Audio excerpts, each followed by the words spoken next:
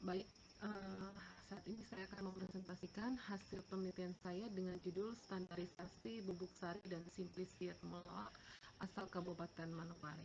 Penelitian ini merupakan hasil penelitian yang telah didanai oleh Ristek selama 2 tahun yang dimulai pada tahun 2017 sampai 2018, di mana merupakan kolaborasi antar perguruan tinggi yaitu UNIPA dan Institut Pertanian Bogor. Nah, yang menjadi pendahuluannya di sini adalah diketahui bahwa pada tanggal 2 Maret 2020 pemerintah Indonesia telah resmi mengumumkan adanya kasus COVID-19 di Indonesia. Nah, virus SARS-CoV-2 jenis virus corona baru ini belum ada vaksinnya dan juga obatnya, sehingga adanya mendorong setiap negara mengembangkan obat baru untuk pengobatan dan pencegahan COVID-19. Di Indonesia, awal pandemik, masyarakat Indonesia telah melirik tanaman rimpang menjadi salah satu tanaman alternatif pilihan untuk promotif dan preventif COVID-19. Nah, salah satu jenis tanaman rimpang yang dilirik oleh masyarakat Indonesia itu adalah temulawak. Temulawak ini digunakan oleh masyarakat Indonesia secara turun-temurun sebagai bahan pembuatan jamu tradisional atau herbal. Temulawak ini diindikasikan sebagai bahan alami untuk menjaga kesehatan dan daya tahan tubuh, untuk memelihara kesehatan tubuh. Ya. Nah, kandungan utama yang terdapat pada temulawak itu adalah kurkuminoid dan santorizol. Ini merupakan kandungan senyawa kimia yang terdapat pada temulawak. Dan jika dilihat dari struktur keduanya, yaitu kurkuminoid dan santorizol, di sini mengandung gugus fungsi yang sangat menarik, yaitu adanya gugus OH, kemudian gugus karbonil, kemudian adanya juga gugus ikatan rangkap. Nah, gugus ini sangat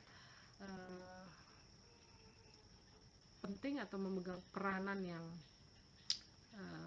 penting dalam salah satu mekanisme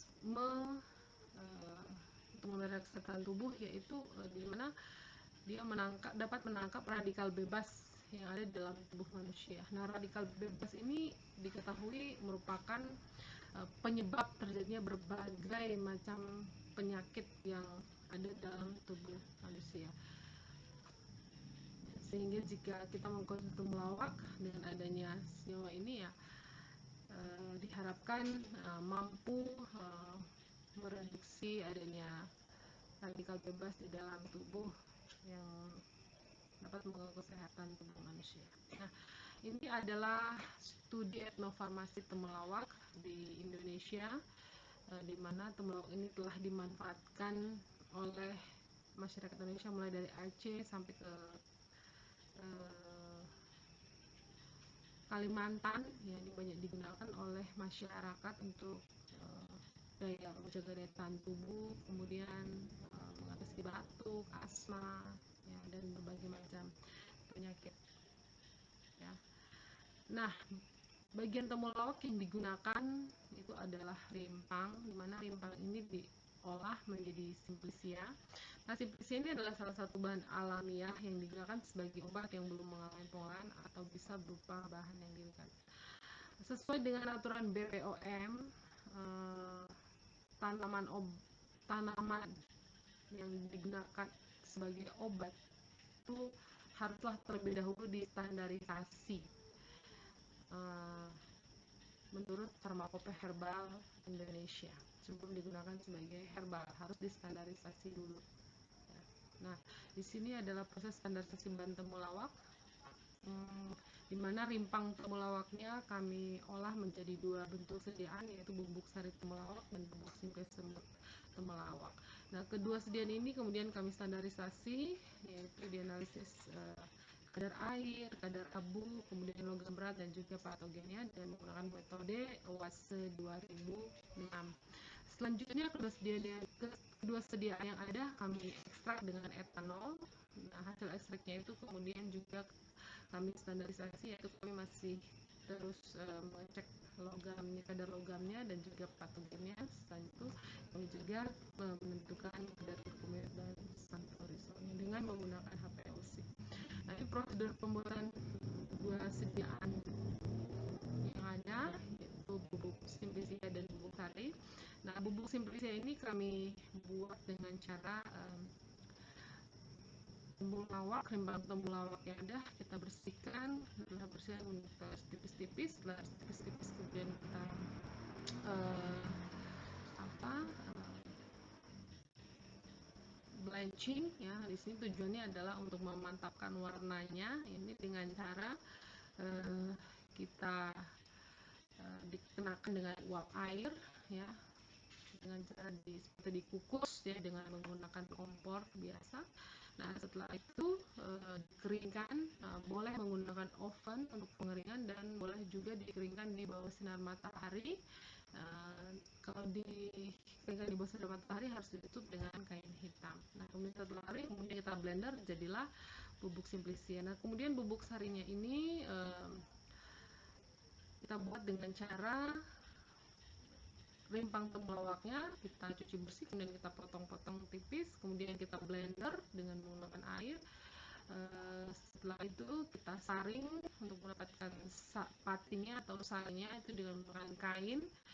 Nah, terus kemudian kita keringkan bubuk yang diperoleh dengan cara menggunakan rotary evaporator. Selanjutnya kedua sediaan yang diperoleh kemudian kami maserasi dengan etanol sehingga diperoleh ekstrak bubuk simplisia dan bubuk sari temulawak.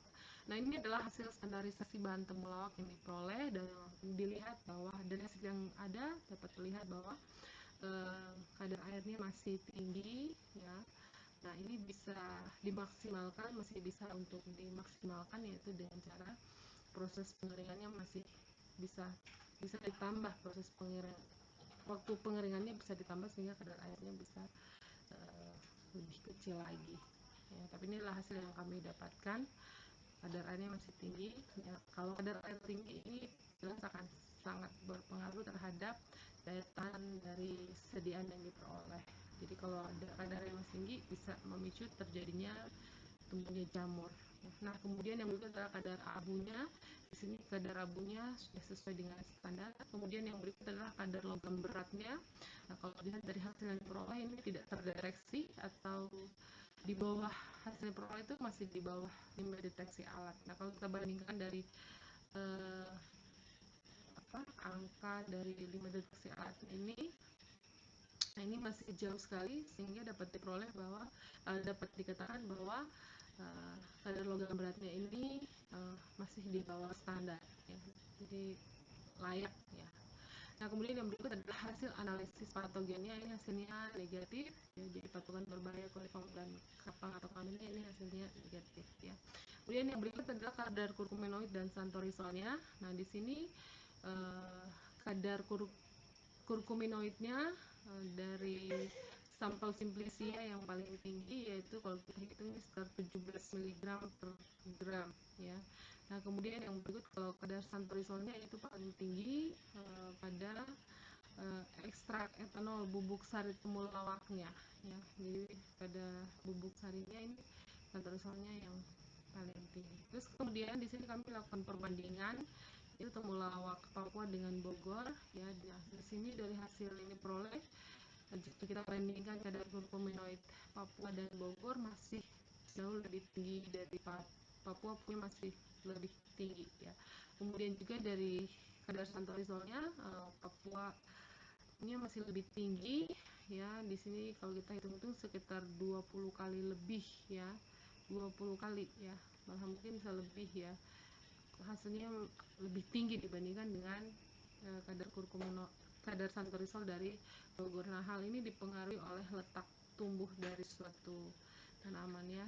Nah, kita tahu bahwa Papua itu kaya akan mineral-mineral alamnya, kemudian letak geografisnya juga berbeda dengan di Bogor. Nah, ini jelas akan sangat mempengaruhi hasil metabolit sekunder dari satu tanaman. Nah, ini terlihat jelas dari hasil ini bahwa di Papua kadarnya lebih tinggi dibandingkan dengan di Bogor. Nah, di sini dapat disimpulkan ya, berdasarkan hasil analisis standarisasi bahan. Temulawak asal Manokwari, Papua Barat itu aman digunakan sebagai herbal alami. Sekian dan terima kasih.